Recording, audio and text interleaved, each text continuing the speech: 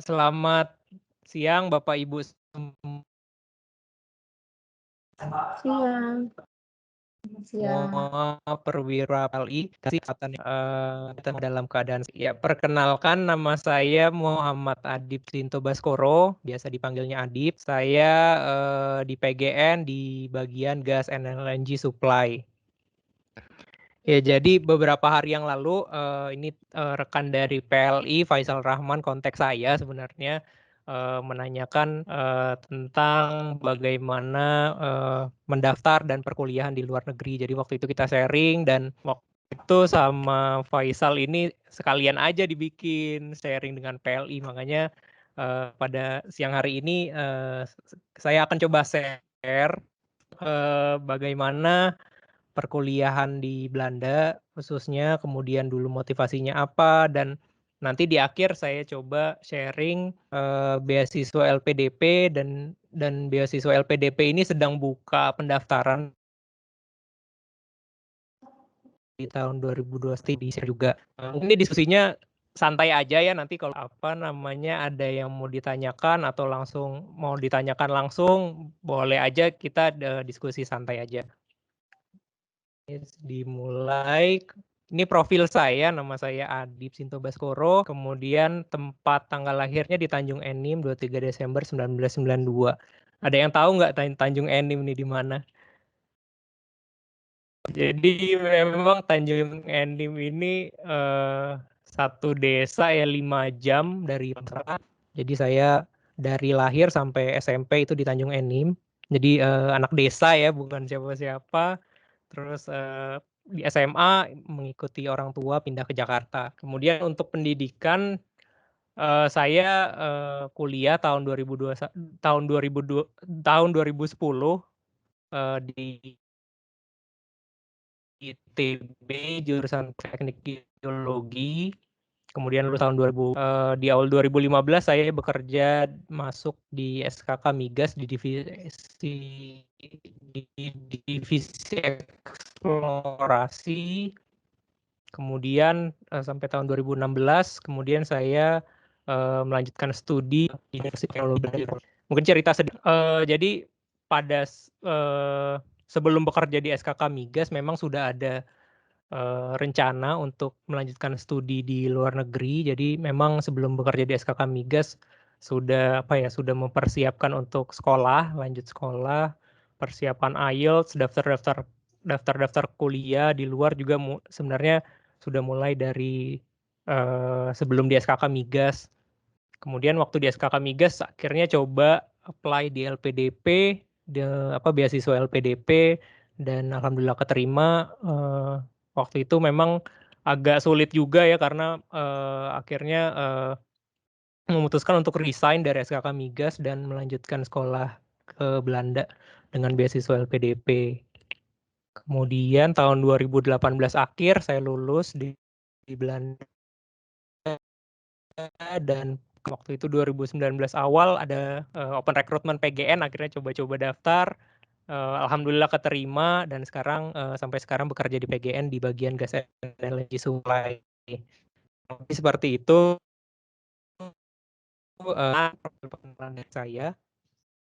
Nah, lanjut ke kampus dan jurusan. Ini sharing-sharing aja ya, ini mungkin formatnya sambil cerita nih. Motif jadi kenapa sih mau kuliah di luar, cita-cita dari lama sih pengen kuliah di luar negeri, dan salah satu motivasinya ingin mendapatkan pengalaman internasional. Jadi kalau kuliah di luar negeri kan memang cukup lama ya, 1 atau 2 tahun, bisa sampai 2 tahun. Jadi pengen aja sih, karena kalau liburan kan paling cuman bisa satu minggu gitu ya. Jadi pengen merasakan pengalaman yang sebenarnya gitu, tinggal di luar negeri. Kemudian nih pengalaman internasional juga nanti akan, waktu kemarin tuh ketemu dengan teman-teman di sana dari berbagai macam negara. Jadi lingkungannya cukup diverse ya waktu di sana, terutama di Delft dan Belanda itu. Delft terutama memang sangat open dengan mahasiswa internasional, sehingga memang 25% 25-30% mahasiswanya itu mahasiswa yang dari luar Belanda, jadi cukup diverse. Kemudian skill bahasa Inggris. Nah, ini memang salah satu syarat ya untuk melanjutkan kuliah di luar, memang harus ada sertifikat TOEFL atau IELTS, dan memang banyak dari kita juga yang belum pede. Jadi waktu itu memang belajar cukup cukup intensif supaya dapat sertifikat IELTS. Dan juga ya sesampai di sana pun nggak langsung lancar atau gimana sih. Tapi memang melatih skill bahasa Inggrisnya salah satu tujuan saya, motivasinya dulu. Lagi dari teman-teman kalau yang kuliahnya geologi atau perminyakan gitu ya, pasti cita-citanya ingin kerja di perusahaan oil and gas yang rata-rata pasti perusahaan dari luar ya. Jadi memang bahasa Inggris ini salah satu motivasi saya supaya bisa melatih. Kemudian ini yang ketiga nih, yang paling penting nih teman-teman, jalan-jalan sih. Memang tidak dipungkiri ini salah satu motivasi juga yang ya memang memang pengen lah pasti jalan-jalan. Terus apalagi di Eropa gitu ya, di Eropa kalau bisa sharing itu dengan visa yang ada itu bisa ke berbagai negara di Eropa dengan bebas gitu. Jadi kalau di Eropa tuh keluar negeri udah kayak di Indonesia ini keluar provinsi, tanpa bebas aja keluar masuk negara. Lagi dengan banyak moda transportasinya, bisa yang murah sekali, banyak diskon di sana. Waktu itu kalau boleh sharing, pernah ke Italia dari Belanda tuh ke Milan cuman 13 euro naik pesawat. Jadi kalau dirupiahin sekitar 200-300 ribu udah bisa naik pesawat sampai Italia gitu. Jadi memang seru banget sih jalan-jalan di sana. Nanti ini bisa satu sesi sendiri nih mungkin, karena bisa panjang nih kalau bahas jalan-jalan. Oke, lanjut ya. Terus ya kenapa sih milih kampus di TU Delft di Belanda? Jadi bahasa pengantar. Memang mungkin untuk teman-teman yang ingin kuliah di luar perlu diperhatikan bahasa pengantarnya, terutama yang di Eropa. Jadi beberapa negara di Eropa ini masih menggunakan bahasa negaranya sendiri, bukan bahasa Inggris. Nah, waktu itu saya memang memilih kampus yang bahasa pengantarnya bahasa Inggris, itu salah satunya di Belanda, di TU Delft. Kemudian durasi kuliah. Nah, ini durasi kuliah juga di tiap jurusan dan tiap negara pun beda-beda ya. Jadi kalau di Inggris tuh, di UK, rata-rata perkuliahannya hanya 1 tahun. Nah, ini kalau di Belanda, terutama yang jurusan teknik itu rata-rata 2 tahun. Nah, waktu itu memang sih cari yang 2 tahun, biar lama aja ya, biar jalan-jalannya lebih banyak kali ya. Jadi kurang kayaknya kalau setahun, jadi nyari yang 2 tahun waktu itu. Terus rating universitas. Nah, waktu memilih kampus ini bukan hanya TU Delft sih, daftarnya ke beberapa kampus ya waktu itu, ke Australia sama ke Norwegia juga. Alhamdulillah keterima juga kedua-duanya. Tapi berdasarkan lihat ranking universitas, memang TU Delft yang lebih tinggi dibandingkan 2 kampus yang lain. Dan juga untuk teman-teman yang mau daftar kuliah juga, mungkin bisa dilihat ranking universitas ini berdasarkan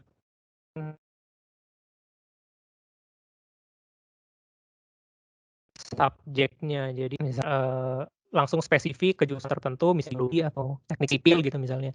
Jadi ada rankingnya tersendiri berdasarkan jurusannya, bukan overall dari ranking universitas.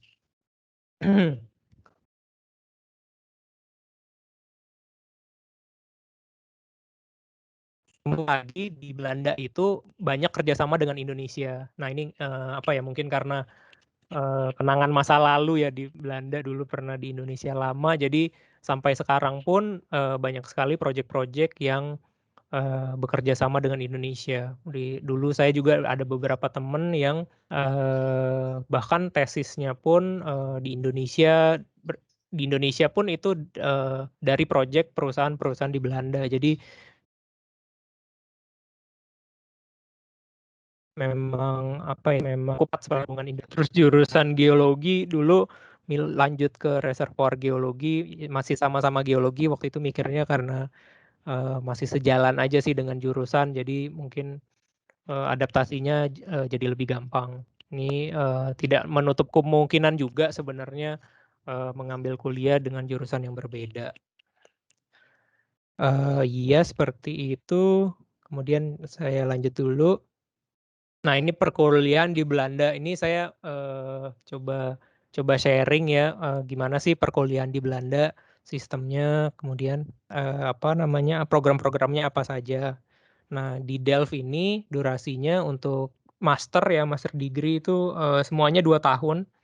Jadi 2 tahun dan sistemnya quarter. Nah ini mungkin yang waktu awal-awal kuliah agak shock juga dengan sistem quarter ini. Jadi 1 tahun itu ada 4 quarter ya. Quarter ini kalau di Indonesia mungkin kayak sistem di Indonesia ada setahun ada 2 semester, di Delft ini ada 4 quarter. Jadi ujiannya 4 kali dan ya di awal-awal cukup berat ya karena menurut saya beban kuliahnya 1 quarter ini sama dengan 1 semester. Jadi cukup padat kuliahnya dan memang dibandingkan ya misalnya di ITB gitu ya, dibandingkan 1 semester tuh ya sama kayak 1 kuartal ini, jadi cukup kewalahan juga, jadi mesti siap-siap beradaptasi. Kemudian total kreditnya, jadi selama 2 tahun itu untuk mendapatkan gelar master perlu menyelesaikan 120 ICTS. ICTS ini kalau di Indonesia sama kayak SKS. Nah, kalau di sana satuannya tuh ICTS. Terus ada tesis dan mandatory course. Nah, tesisnya pun dari 120 ini cukup besar kreditnya ya. Rata-rata 40 sampai 50 ICTS. Jadi hampir setengah kredit itu diambil dari tesis. Jadi memang tesisnya di Delft itu cukup besar ininya kreditnya, dan ya itu harus bagus. Jadi kalau misalnya di tesisnya jelek, nilainya itu udah hampir setengah nilai udah jelek jadinya. Jadi harus bagus sih tesisnya. Terus kemudian ada field trip. Nah, ini juga di geologi, apalagi geologi kan kayak ya, kuliah lapangan. Waktu di field tripnya ada 2 kali. Yang pertama di Spanyol ya, di Huesca namanya, itu ada kota kecil di dekat Barcelona. Waktu itu sekitar 1,5 bulan di sana, jadi kita ke lapangan gitulah, melihat-lihat batuan ya, anak-anak geologi ini sukanya lihat-lihat batu. Terus ada ke Jerman juga seminggu waktu itu. Jadi seru sih, jadi bisa ada pengalaman field trip ke banyak tempat. Terus ada juga field development project. Mungkin ini buat anak-anak perminyakan sama geologi ini, jadi ada satu project, jadi kita mahasiswa di-assign untuk mengerjakan project untuk membangun perencanaan pengembangan lapangan minyak waktu itu. Jadi kita dikasih raw data, satu tim berempat orang, kita dari raw data sampai akhirnya kita bikin rencana pengembangan suatu lapangan minyak gitu di Norway waktu itu. Kemudian ada short course, jadi ada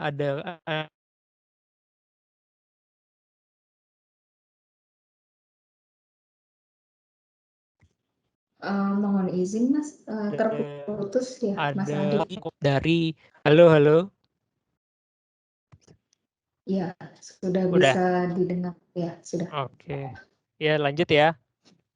Ya, jadi bisa ada opportunity untuk ikut short course. Nah, short course-nya ini bukan hanya di Belanda aja, tapi memang Delft ini tergabung dalam komunitas universitas di Eropa. Jadi kita bisa ya ambil short course ya di berbagai kampus di luar Belanda yang masuk ke komunitas universitas tersebut. Nah, saya waktu itu ikut ke short course-nya di Mines Parité itu di Paris. Nah, ini apa ya, paling kiri atas itu ikut short course di Mines Parité itu di Paris, kurang lebih 1 minggu lebih di sana, ketemu mahasiswa-mahasiswa dari berbagai macam negara di Eropa. Jadi kita bikin project juga di situ, project kecil sih, dalam 1 minggu kita kerjain bareng-bareng terus dipresentasikan. Terus itu di sebelah kanannya itu foto waktu geological field trip itu di Huesca di Spanyol, itu 1,5 bulan waktu lagi musim summer. Itu kalau bisa dilihat di belakang tuh sangat panas, suhunya 40 derajat waktu itu lagi summer. Jadi kita seharian di luar, ya kuliah lapangan gitu ya, jadi nanti bikin report segala macam juga, seru sih. Nah, yang ini ini waktu jadi di Belanda itu banyak ini ya, PPI namanya. PPI itu Persatuan Pelajar Indonesia. Nah, waktu itu ini PPI Delft, jadi jadi tiap-tiap kota di Belanda itu punya PPI masing-masing, terus kita ngadain turnamen futsal waktu itu. Nah, saya ikut juga, jadi sering sih setahun bisa sampai beberapa kali ada turnamen-turnamen gitu, jadi ketemu-ketemu eh mahasiswa-mahasiswa di sana yang di beda-beda kota, terus tanding-tanding futsal, basket, volley gitu. Itu cukup sering sih, jadi nggak bosen juga selama kuliah di sana. Nah, terus ini jadi di Delftnesia. Jadi di Delft itu mahasiswa Indonesia yang kuliah itu acara namanya Indelftnesia. Nah, ini kita mahasiswa Indonesia waktu itu kayak apa ya, bikin acara Indonesia, memperkenalkan budaya Indonesia di Belanda gitu. Jadi kita macem-macem nih acaranya dari pagi sampai sore gitu ya. Jadi ada pertunjukannya, tari, terus ada drama gitu-gitu sih. Jadi kayak mengenalkan budaya Indonesia. Dan setiap tahun juga, dan masyarakat Belanda sana juga cukup antusias untuk datang ke acara ini, cukup rame. Waktu itu saya juga menjadi salah satu panitianya. Nah, terus ini foto yang ini itu waktu itu mengambil data tesis di Stavanger. Stavanger itu salah satu kota di Norwegia. Jadi pusat oil and gas-nya di Norwegia di Stavanger. Jadi kebetulan waktu project tesis saya kerjasama dengan perusahaan minyak Norwegia namanya Statoil, kalau ada yang tahu. Nah, Statoil ini waktu itu saya ngambil datanya di ngambil data apa batuannya itu punyanya di Statoil ini. Jadi ngambil data saya tesis ke Stavanger. Nah, ini Stavanger ini juga kampus yang dulu saya daftar juga. Waktu itu diterima tapi ngambilnya malah jadinya ke Delft. Akhirnya saya main-main ke kampus sana sekalian mengambil data tesis. Terus, nah ini kanan akhirnya setelah perjuangan selama 2 tahun lebih bahkan ya, suka duka akhirnya bisa lulus dari TU Delft. Waktu itu kalau boleh cerita memang kita menyusun tesis, terus waktu itu ada sidang terbukanya gitu, namanya ya gitulah, apa namanya, tesis defense ya. Jadi mengundang banyak orang, apa mahasiswa-mahasiswa S3 banyakan yang nonton, terus kita presentasi 1 jam kurang lebih, ditanya macam-macam. Setelah 1 jam terus kita masuk ke ruangan tertutup, diuji di sidang gitu ya sama dosen pembimbingnya. Nah, itu 1 harian, terus setelah itu ya lulus gitu, alhamdulillah. Nah, seperti itu. Nah, mungkin di Delft ini kalau cerita lagi, jadi kalau di Delft tuh nggak ada wisuda untuk master degree. Jadi agak ini sih, agak agak agak apa ya namanya. Jadi pas lulus sidang terus udah jadi mungkin banyak teman-teman bawa bawa bunga dan ngasih selamat gitu aja terus langsung lulus, nggak ada wisuda-wisudaan. Beda dengan kampus-kampus lain. Seperti itu, mungkin itu dulu Mbak Nadia. Sampai sini Iya, mungkin iya ada. Mas. Terima kasih banyak. Waduh, presentasinya ini sangat menarik ya. Gimana rekan-rekan PLI sekalian sudah mulai ada pikiran, mulai waduh kepingin nih S2 di luar gitu. Gimana mungkin rekan-rekan PLI sekalian ada yang ingin menanggapi atau ingin cerita gitu pengalamannya mungkin beberapa rekan-rekan PLI sekalian kan kayaknya udah beberapa orang nih ya yang sudah S2, mungkin S2 di dalam negeri atau di luar negeri, mungkin bisa bagi ceritanya juga nih di sini. Silakan rekan-rekan PLI sekalian yang ingin memberikan tanggapan atau komen-komen atau cerita.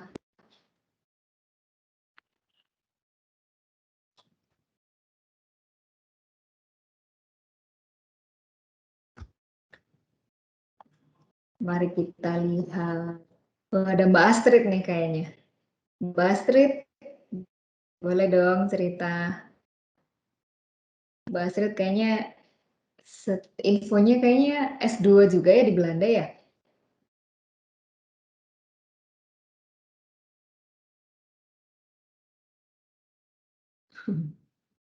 Atau Mbak Rosma mungkin.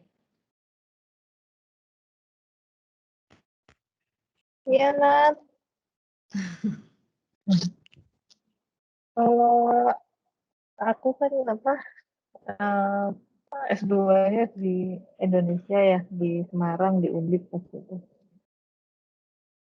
Kalau di Undip dulu tuh pas itu biaya sendiri, jadi pendaftarannya sama kayak UMPTN gitu kan, bareng-bareng gitu. Terus tiap konsentrasinya itu ada kayak UMPTN lah, kayak ada rankingnya gitu. Jadi kita mau pilih konsentrasi yang mana gitu. Kalau di teknik sipil tuh konsentrasi yang paling laris itu tuh manajemen proyek. Nah, karena manajemen proyek itu banyak banget, pas itu aku ambil konsentrasinya struktur. Ya gitu, terus habis itu karena biaya sendiri juga, cerita dulu SKS-nya. Kalau itu kan tadi 120 SKS ya, tapi kalau dulu aku di Undip itu cuma 41 SKS. Itu. Terus habis itu karena biaya sendiri juga, jadi dia takut bayarnya kebanyakan gitu kan. Jadi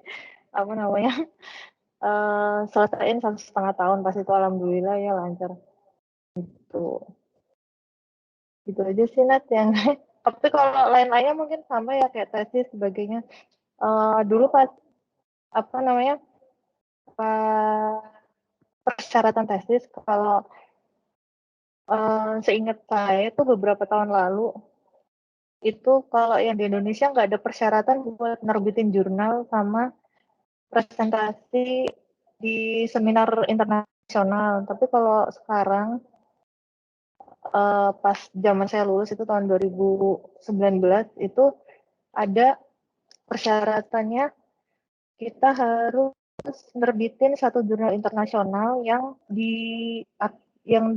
diakui di mana? Kalau nggak salah Scopus ya, di indeks di Scopus, sama presentasi di seminar internasional. Pas itu saya presentasi di Malaysia pas itu di seminar internasional gitu. Sama jurnalnya alhamdulillah diterbitin di kalau nggak salah itu lupa aku webnya, udah lama banget soalnya 2018 Nat. Gitu. Kalau di yang di Belanda itu ada juga persyaratan disuruh ini ya, seminar di internasional gitu apa gimana? Iya, kalau di Belanda malah nggak ada Mbak Triana. Kita tesis kurang lebih 9 bulan sih tesisnya, jangka waktunya ya waktu itu. Kalau on time tuh 9 bulan. Nggak ada sih, nggak ada syarat untuk untuk di-submit di jurnal ataupun presentasi ilmiah gitu ya, nggak ada sih di konferensi gitu. Ya di Indonesia malah lebih susah ya Mbak ya. Pas itu tempat pusingnya kalau di situ juga sih. Apa namanya? Kalau apa? Jadi kalau kita belum ada presentasi, jurnal kita belum terbit, itu kita belum bisa lulus. Meskipun udah keluar nilai tesisnya, udah selesai semua, udah kelar semua, tapi kalau jurnalnya belum terindeks Scopus sama belum presentasi di seminar internasional itu belum lulus sih pas itu persyaratannya. Iya, Gitu, iya, Mas. iya.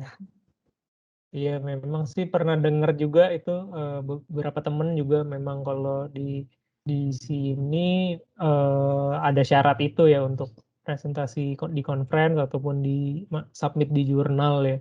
Kalau di sana nggak ada sih. Oke, Mas. Gitu, Nat. Ya, ini tadi menyambung Mbak Triana tadi memang karena 1,5 tahun diusahakan selesai 1,5 tahun ya. Nah sama sih kalau di beasiswa ya, ini sharing langsung ke beasiswa. Jadi karena ada jangka waktunya 2 tahun. Jadi kalau misalnya kita lulus tapi lewat 2 tahun, nah lewatnya itu mesti biaya sendiri pada akhirnya. Nah makanya teman-teman dulu yang di sana memang jangan sampai lewat 2 tahun. Tapi pada kenyataannya di Delft ini hampir semua mahasiswa Indonesia pada lewat 2 tahun. Jadi kita tapi memang lewat 2 tahun akhirnya mesti nggak ditanggung dengan beasiswa ya. Tapi kita bisa minta apa ya namanya ya, keringanan dari kampus atau dari negara waktu itu kalau memang ada kasus-kasus tertentu yang menyebabkan kita terlambat lewat 2 tahun bukan karena kontrol kita, nah itu bisa diajukan keringanan biaya keringanan. Jadi dikasih beasiswa untuk di tidak membayar tuition fee. Nah waktu itu saya juga kalau ini lewat 2-3 bulan gitu akhirnya alhamdulillah bisa dapat juga keringanan dari kampus jadi tidak perlu membayar tuition fee selama 2 tahun lewat itu gitu sih. Jadi memang harus dipikirkan harus on time nih lulusnya kalau kalau kalau dengan beasiswa juga gitu deh. Wah, menarik sekali ya, cukup menantang jadi ya sekolah di luar negeri juga dengan beasiswa PDP. Terima kasih Mbak Rosma atas sharingnya, nggak kalah keren nih Mbak Rosma. Mungkin Iya, dari sama-sama.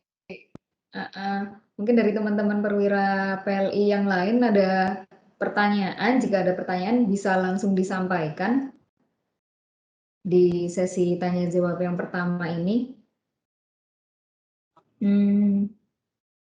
Kalau nggak ada ini saya yang pengen tanya ini. Monggo Mbak. Mas Adib, jadi yang quarterly itu jadi kayak UTS UAS gitu ya, kayak di sekolah dulu ya. Ya kurang lebih sama, cuman apa ya kalau kalau di kuliahan itu mata pelajaran tuh apa namanya kayak subjek perkuliahannya beda gitu. Jadi misalnya mata kuliah ya kalau di kuliah. Jadi mata kuliah di kuarter 1 itu beda mata kuliahnya dengan kuarter 2. Oh, jadi benar-benar mata kuliah yang berbeda gitu ya Mas ya? Kalau UTS kan masih nyambung kan ya. Iya. Nah kalau yang ini beda jadi sama kayak ada 4 semester lah kurang lebih. Iya Jadi iya. kalau ya kayak gitu. Tapi lebih dipersingkat terus lebih padat ininya mata kuliahnya. Ujiannya 4 kali juga berarti 4 kali. Ujiannya 4 kali. 4 kali. Kadang-kadang ada di tengah-tengah kuarter juga ada ujian kayak UTS-nya gitu. Gitu. Terus dulu tuh persiapan Mas Adib tuh berapa lama sih Mas untuk dapat beasiswa LPDP ini? Susah nggak sih Mas persiapannya gimana Mas dulu? Iya apa Mungkin yang paling lama tuh ini bukan daftar LPDP-nya ya. Yang cukup lama tuh persiapan bahasa Inggrisnya, Mbak. Oh, Jadi kan kita salah satu syaratnya untuk daftar harus ada sertifikat IELTS ya. Kalau saya dulu pakainya IELTS, bisa juga TOEFL sih dulu IELTS. Jadi kurang lebih 2-3 bulan gitu ya belajar IELTS supaya dapat nilai yang cukup. Baru waktu itu bisa daftar di LPDP sama di kampusnya. Nah, apa namanya? eh ya gitu sebenarnya kalau daftar di kampusnya itu menurut saya IELTS atau TOEFL itu syarat pertama gitu ya. Kunci pertama supaya kedepannya bisa bisa lebih gampang untuk daftar-daftar kuliah ataupun daftar di beasiswa. Jadi kalau teman-teman yang berencana kuliah di luar, udah persiapan IELTS saja dulu itu bisa jadi modal utama untuk kuliah di luar gitu sih. iya. IELTS dulu minimal 7 ya Mas ya untuk ke luar negeri atau 7,5 ya Mas? 6,5 Mbak, Oh, tergantung 6,5. kampusnya sih ya 6,5. Waktu itu 6,5 tapi apa kalau di IELTS kan ada 4 subjek ya, ada listening, reading, writing sama speaking. Nah, masing-masing subjeknya itu minimal 6. Overall-nya 6,5. Iya gitu. Ada persyaratan untuk apa sertifikat bahasa lain nggak Mas? Misal kan Mas di Belanda nih, dipersyaratkan nggak punya sertifikasi bahasa Belanda gitu. Biasanya kan ada beberapa negara yang mensyaratkan itu kan Mas ya. Kemarin Iya. gimana? Nah, kalau di Belanda kebetulan nggak ada. Jadi bahasa Inggris aja karena bahasa pengantarnya bahasa Inggris di sana. Oh iya. Dan di Belanda itu orang-orangnya cukup terbuka dengan bahasa Inggris. Jadi kasarnya semua orang Belanda tuh bisa bahasa Inggris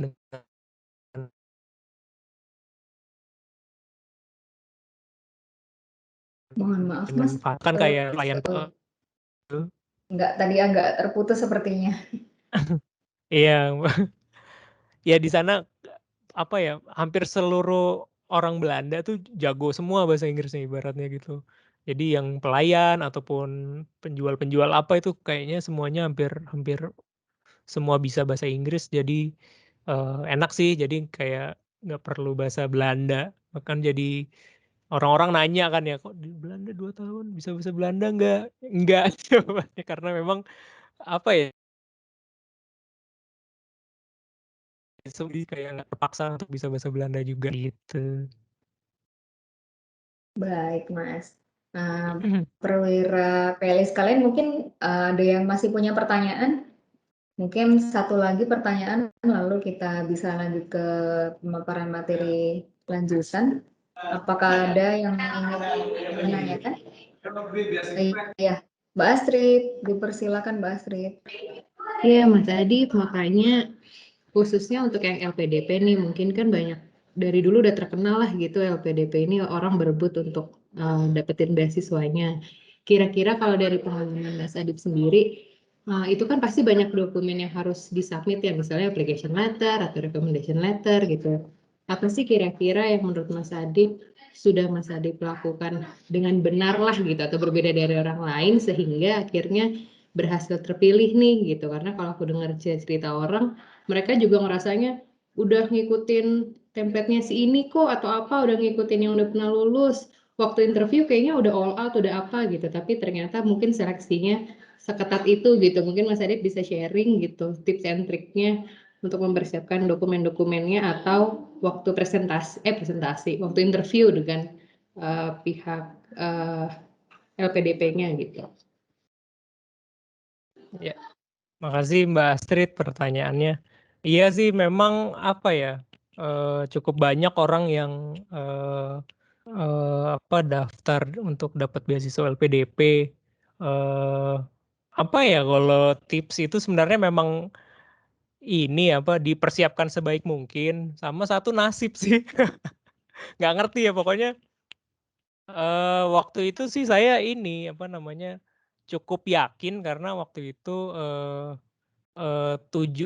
kalau tujuannya apa namanya waktu itu kan ini ya disuruh motivasi untuk kembali ke Indonesia apa gitu ya, apa peran setelah lulus di Indonesia gitu-gitu. Mungkin itu sih menurut saya yang paling menjadi poin yang besar pada saat mendaftar di LPDP.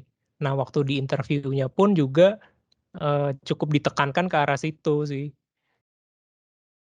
Oke, Nah, berarti yang kayak di-emphasize tuh kayak kontribusi kita nanti setelah pulang untuk Indonesia gitu kurang lebih ya, Mas Adip ya, yang mereka cari iya, nanti. betul, ya. Dulu sih alhamdulillah dapat rekomendasi juga dari dosen sama atasan di SKK Migas. Nah, apalagi SKK Migas kan bagian apa ya, kayak badan pemerintah gitu ya. Jadi cukup kuat sih, dan waktu itu memang kontribusinya dibikinlah ceritanya supaya nanti setelah lulus bisa melanjutkan berkontribusi di bidang energi untuk Indonesia. Jadi itu sih mungkin poin pentingnya harus spesifik, harus jelas apa kontribusinya nanti setelah lulus. Terus selain itu mungkin persiapan di kuliahnya ya, waktu kalau coba ingat-ingat memang persiapan kuliahnya mesti matang, cukup banyak ditanyain kesiapan perkuliahan, dari nanti tesisnya ngambil apa, sedetail itu ngambil data tesis dari mana. Ya walaupun memang kita belum terlalu kebayang ya, tapi kalau bisa sih memang udah ada rencana, paling nggak udah ada rencana nanti project tesisnya seperti apa dan rencana kuliahnya gimana. Itu sih. Oke, thank you Mas Adip. Ya. Sama-sama, Mbak. Terima kasih Mbak Astrid atas pertanyaannya. Terima kasih Mas Adip atas penjelasannya. Karena tadi sudah mengarah ke bahas-bahas LPDP nih, mungkin Iya. bisa kita lanjutin ya Mas ya materi Boleh, Mbak. selanjutnya. Ya. Oke, dipersilakan Mas. Nah, ini coba saya tadi semalam coba-coba browsing tentang LPDP. Nah, jadi beasiswa LPDP ini program beasiswa yang dibiayai oleh pemerintah Indonesia melalui pemanfaatan dana pendidikan.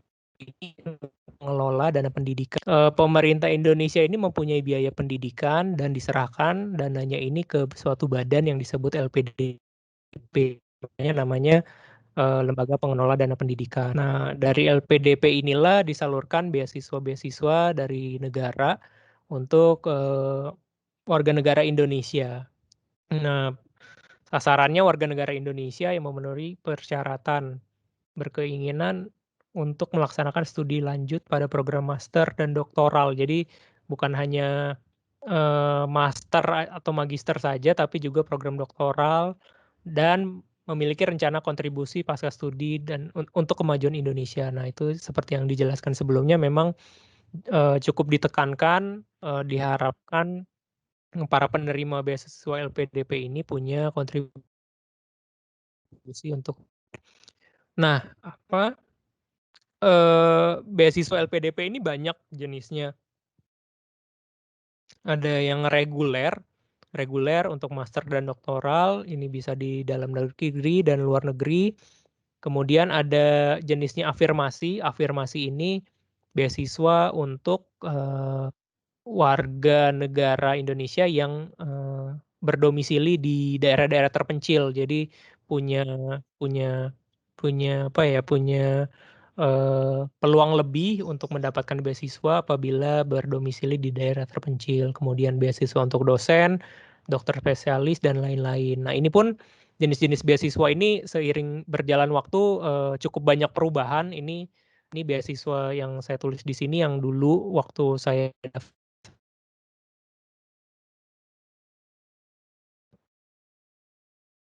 LPDP yang cukup banyak dan tesis. Sekarang semakin banyak lagi jenis-jenis beasiswa LPDP, nanti bisa dicek langsung ke websitenya. Nah, kemudian apa saja yang diberikan dari beasiswa LPDP ini? Ini banyak ya, di sini poin-poinnya bisa dilihat. Namun secara umum beasiswa LPDP ini full, beasiswa full, jadi bagi penerima LPDP memang apa ya, ibaratnya tidak keluar sama sekali deh. Jadi kayak tinggal bawa badan ke negara tujuan langsung bisa mengikuti perkuliahan. Jadi secara kasarnya gitu nih. Kalau rinciannya bisa dilihat biaya pendidikan, pendaftaran, tuition fee, tunjangan buku. Ini tunjangan buku dapat per tahun. Kemudian ada biaya penelitian, tesis, seminar, publikasi. Nah, ini yang 3 poin di bawah ini. Nah, 3 poin di bawah ini memang ini biaya tambahan. Jadi apabila kita ada penelitian tesis, kemudian biaya seminar dan publikasi ini bisa ditambahkan. Jadi kalau bisa sih memang pada saat kuliah di sana kita ikut seminar-seminar internasional dan biayanya ditanggung oleh LPDP. Jadi cukup banyak yang diberikan dari beasiswa LPDP ini.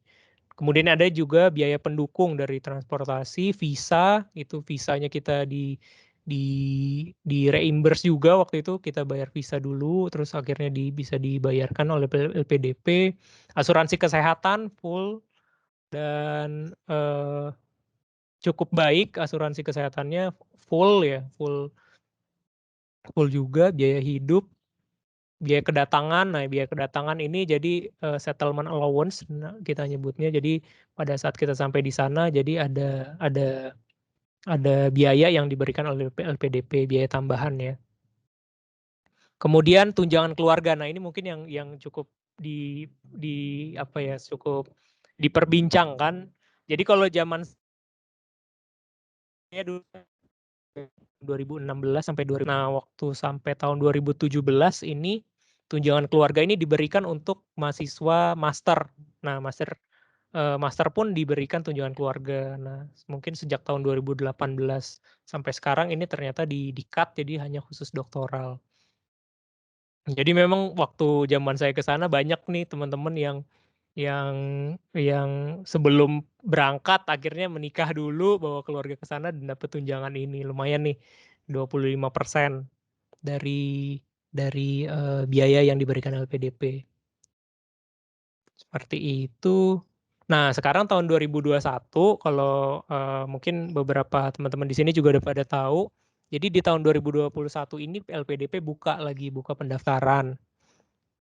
Nah, saya cek semalam ternyata banyak, bukan hanya S2, S3, cuman ada S1 juga, cuman ada S2, joint degree, beasiswa dosen, non degree banyak banyak jenis-jenisnya, nanti bisa dilihat langsung ke websitenya. Ini ada 2 website di sini.